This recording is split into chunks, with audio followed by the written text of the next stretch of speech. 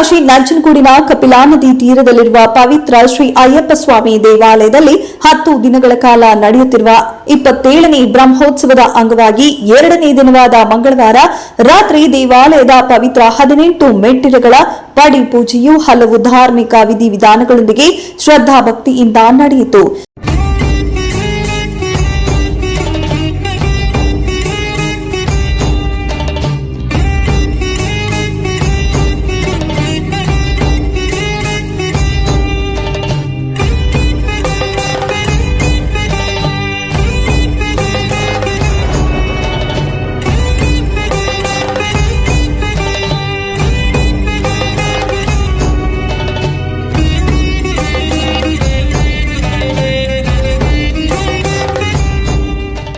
ಶ್ರೀ ಕ್ಷೇತ್ರ ಶಬರಿಮಲೆ ಮಾದರಿಯಲ್ಲಿಯೇ ಅಲ್ಲಿನ ಅರ್ಚಕರುಗಳಿಂದಲೇ ಪವಿತ್ರ ಪಡಿಪೂಜೆಯನ್ನ ನಡೆಸಲಾಯಿತು. ಪಡಿಪೂಜೆಯ ಅಂಗವಾಗಿ ಪವಿತ್ರ 18 ಮೆಟ್ಟಿಲುಗಳು ಸೇರಿದಂತೆ ದೇವಾಲಯದ ಒಳ ಹಾಗೂ ಹೊರ ಆವರಣಗಳನ್ನು ವಿಶೇಷವಾಗಿ ಬಣ್ಣ ಬಣ್ಣದ ಹೂವು ಹಾಗೂ ವಿದ್ಯುತ್ ದೀಪಗಳಿಂದ ಅಲಂಕರಿಸಲಾಗಿತ್ತು. 18 ಮೆಟ್ಟಿಲುಗಳಿಗೂ 18 ಕಲಶಗಳನ್ನು ಪ್ರತಿಷ್ಠಾಪಿಸಿ ಅವುಗಳಿಗೆ ಗಂಗಾಜಲ ತುಂಬಿ ಕಲಶಗಳ ಪೂಜೆ ಮಾಡಲಾಯಿತು. ನಂತರ ಅದೇ ಗಂಗಾಜಲದಿಂದ 18 ಮೆಟ್ಟಿಲುಗಳನ್ನು ಶುದ್ಧಿ ಮಾಡಿ ಮೆಟ್ಟಿಲುಗಳಿಗೂ ವಿಶೇಷ ಪೂಜೆ ಸಲ್ಲಿಸಲಾಯಿತು.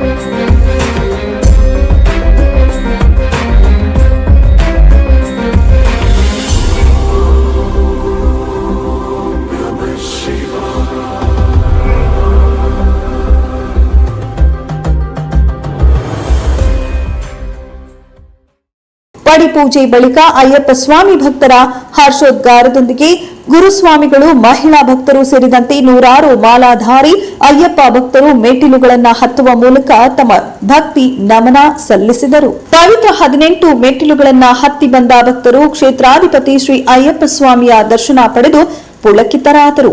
ನಂತರ ಶ್ರೀ ಅಯ್ಯಪ್ಪ ಸ್ವಾಮಿಗೆ ವಿಶೇಷ ಪೂಜೆ ಹಾಗೂ ಮಹಾ ಮಂಗಳಾರತಿ ನೆರವೇರಿತು. ಬಂದ ಎಲ್ಲಾ ಭಕ್ತರಿಗೆ ದೇವಾಲಯದ ವತಿಯಿಂದ ಪ್ರಸಾದ ವಿನಿಯೋಗ ಮಾಡಲಾಯಿತು. ಪೂಜೆಯ ಬಳಿಕ ಗುರುಸ್ವಾಮಿಗಳಾದ ಪಿ ದೇವರಾಜ ಸ್ವಾಮಿ ಮಾತನಾಡಿ ಪಡಿ ಪೂಜೆ ಹಾಗೂ ಮುಂದೆ ನಡೆಯುವ ಕಾರ್ಯಕ್ರಮಗಳ ಬಗ್ಗೆ ವಿವರಿಸಿದರು. ಇದೇ ಸಂದರ್ಭ ಮಂಡ್ಯದ ಮಹೇಶ್ ಎಂಬ ದಾನಿಗಳ ಸಹಕಾರದಿಂದ ದೇವಾಲಯದಲ್ಲಿ ಭಕ್ತರ ಅನುಕೂಲಕ್ಕಾಗಿ ರಾತ್ರಿ ಊಟದ ವ್ಯವಸ್ಥೆಯನ್ನ ಕಲ್ಪಿಸಲಾಗುತ್ತಿದೆ ಎಂದು ಕಾರ್ಯಕ್ರಮದ ಬಗ್ಗೆ ತಿಳಿಸಿದರು.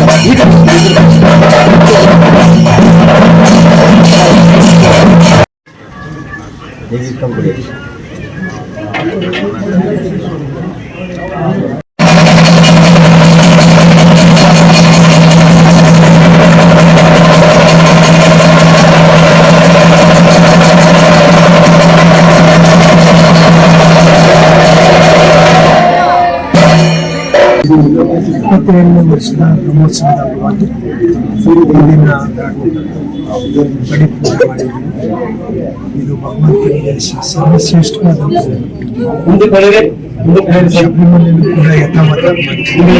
ಶಬರಿಮಲೆಯಲ್ಲಿ ಯಾವ ರೀತಿ ಬಡಿ ಪೂಜೆ ಮಾಡ್ತಾರೆ ಅದನ್ನೇ ಕೂಡ ಇಲ್ಲಿ ನಾವು ತದ್ರೂಪವಾಗಿ ಮಾಡ್ತಾ ಇದ್ದೀವಿ. ಇದೊಂದು ವಿಶೇಷವಾದಂಥ ಧ್ವಜಾರೋಹಣ ನಾಡಿದ್ದು 20ನೇ ತಾರೀಕು ಅನ್ನದಾಸೋಹ ಇದೆ, ಬ್ರಹ್ಮೋತ್ಸವ ಇದೆ, ರಥೋತ್ಸವ ಇದೆ. ಎಲ್ಲ ಕಾರ್ಯಕ್ರಮಗಳು 20ನೇ ತಾರೀಕಿನ ಎಲ್ಲ ಸಾರ್ವಜನಿಕರು ಬಂದು ಪಾಲ್ಗೊಳ್ಬೇಕು. ಇದ್ರ ಜೊತೆಗೆ ರಾತ್ರಿ ಊಟ ಸ್ಟಾರ್ಟ್ ಮಾಡಿದ್ದೀವಿ. ಈ ರಾತ್ರಿ ಊಟ ನಾವು ಪ್ರಾರಂಭ ಮಾಡಲಿಕ್ಕೆ ಕಾರಣ ಯಾರು ಅಂತಂದ್ರೆ ನಮ್ಮ ಮಂಡ್ಯದಲ್ಲಿ ಮಹೇಶ್ ಇದ್ದಾರೆ. ಅವರೇ ಇದಕ್ಕೆಲ್ಲ ಹೆಚ್ಚಿನ ಸಹಾಯ ಮಾಡಿ ಒಂದು 45 ಕ್ವಿಂಟಲ್ನಷ್ಟು ಅಕ್ಕಿ ಕೊಟ್ಟಿದ್ದಾರೆ. ಊರಿನ ಸೇವಾ ಅಂತ ಅವರೇ ಎಲ್ಲ ಕಾರ್ಯಕ್ರಮಗಳು ಹೆಚ್ಚಿನ ಭಾಗ ಇದೆ. ನಾವು ಈ ಮುಖೇನ ಅವ್ರಿಗೆ ಏನ್ ಕೇಳ್ಕೋಬಹುದು ಅಂದ್ರೆ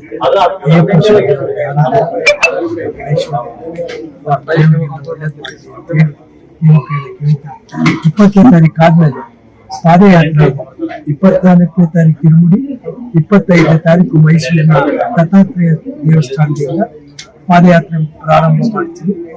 ಅಲ್ಲಿಂದ ನಾವು ದೇವಸ್ಥಾನಕ್ಕೆ ಬಂದು ತದನಂತರ ಮಂಡಲೋತ್ಸವ 26ನೇ ತಾರೀಕು ಮಂಡಲೋತ್ಸವ ಪೂಜೆ ಮಾಡಿ ಎಲ್ಲರೂ ಅಭಿಷೇಕ ಮಾಡಿ ಮಾಲೆ ತಂದು ಈ ಒಂದು ಮಂಡಲ ಅಭಿಷೇಕ ಕಾರ್ಯಕ್ರಮ 26ನೇ ತಾರೀಕು ಮುಕ್ತಾಯ ಆಗುತ್ತೆ.